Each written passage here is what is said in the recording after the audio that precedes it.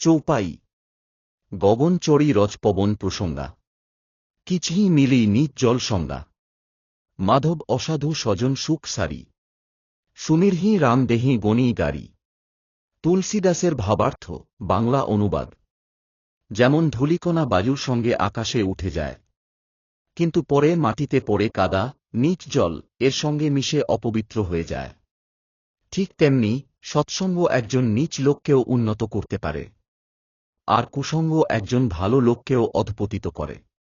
যেমন তোতাময়না রাম নাম জপ করে, আর কাকগীত গালি দেয়। চৌপাই ধুমু কুসঙ্গতি কারিক হই, লিখিও পুরাণ মঞ্জু মসু সই। সই জল অনল অনিল সংজাত, হই জল জগ জীবনদাতা। তুলসীদাসের ভাবার্থ বাংলা অনুবাদ ধোঁয়া, কালি আর কলঙ্ক এগুলো কুসঙ্গের প্রতীক।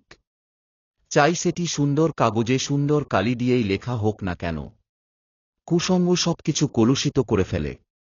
কিন্তু সেই জল আগুন আর বায়ু যদি সঠিক সঙ্গতিতে থাকে, তাহলে তারা মেঘ হয়ে ওঠে, যা সারা বিশ্বে জীবনদায়ী বৃষ্টি বর্ষণ করে।